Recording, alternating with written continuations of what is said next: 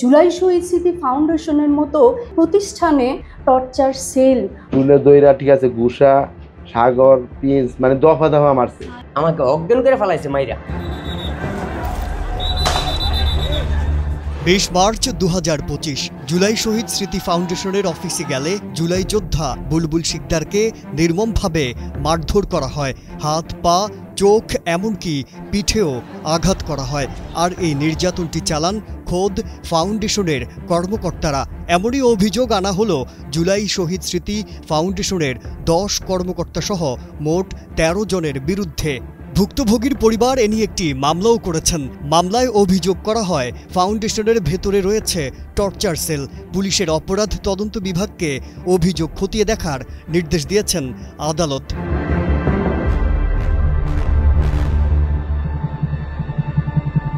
জুলাইকন্যা রিশাদ আফরিনের বাড়ি নারায়ণগঞ্জ জেলায়। আন্দোলনে সেখানেই তিনি সরব ছিলেন। বুলবুল শিকদারের মতো তিনিও জুলাই শহীদ স্মৃতি ফাউন্ডেশনের শিকার বলে দাবি করেন।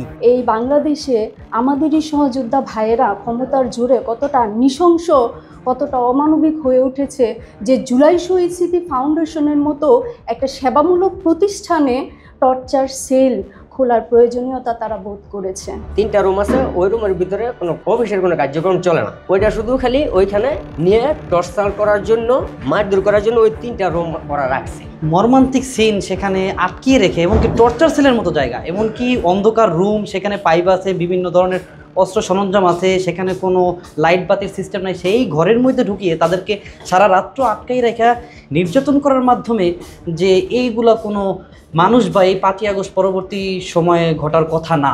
এদিকে বুলবুল শিকদারের অভিযোগ আরো গুরুতর। মানে তাদের অফিসের যে রুম, ওই রুমের ভিতরে একটা তালা দেওয়ার মানে লোহার গেট আছে, ওটা খালি রুম, বাঙ্গা 2টা চেয়ার।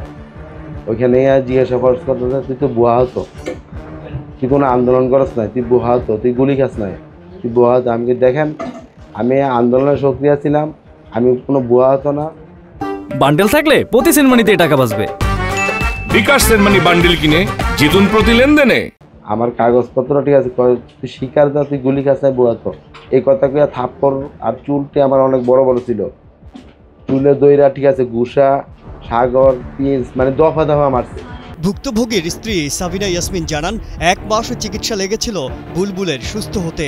এরপরই তিনি মামলা দায়ের করেন জুলাই শহীদ স্মৃতি ফাউন্ডেশনের 13 জনের বিরুদ্ধে। বিটা বাড়ি বিক্রি করে আমি চিকিৎসা করছি, আর জুলাই ফাউন্ডেশন এই মারধর করতো। আমি এটা বলছিলাম। পরে যখন আমারে পরে ডাকা হয়, আমারে মেহেদি হাসান প্রিন্স ভাইয়া বলে যে আপনি স্বামী চেয়ে এইখানে মার খেয়ে মানসিক ভারসাম্য হয়েছে, এটা কোনোদিন আপনি প্রকাশ করবেন না। আমাকে এই কথা বলে আমি বলি যে আপনারা এভাবে মারধর করলেন, আমার স্বামী এমন মানসিক অবস্থা। পরে বলে যে এটা আপনি বলতে পারবেন না, বললে আপনার সমস্যা হইব। ফাউন্ডেশনের যেসব কর্মকর্তাকে আসামি করা হয়েছে তাদের মধ্যে আছেন ইফতেখার হোসেন সাগর, মেহেদি হাসান প্রিন্স, সাবরিনা আফরোজ শ্রাবন্তী, আফজালুর রহমান সায়েম, সাইদুর রহমান শাহিদ, ফাতেমা আফরিন পায়েল, রেজা তানভীর, রাকিন, শামীম রেজা খান, সোনিয়া আক্তার লুবনা, আলিফ ও জাহিদ। মামলার বিষয়বস্তুর প্রাথমিক সত্যতা পেয়ে সিআইডির কে এই মামলার তদন্ত প্রতিবেদন দাখিল করার নির্দেশনা প্রদান করে। এই মামলায় আসামি তালিকায় রয়েছে 13 জন।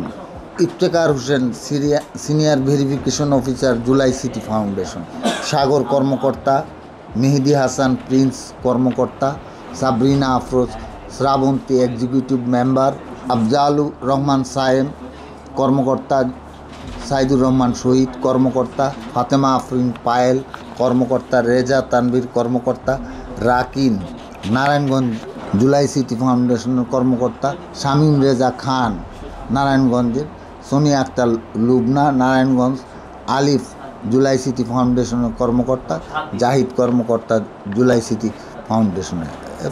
পার্টিকুলার তাদের প্রত্যেকের নামে অভিযোগ আছে, এরা এক একজন এক এক ভূমিকা পালন করছে যা নালিশে উল্লেখ আছে। নির্যাতনের ফলে বুলবুল শিকদার মানসিকভাবে অসুস্থ হয়ে দীর্ঘদিন চিকিৎসাধীন ছিলেন।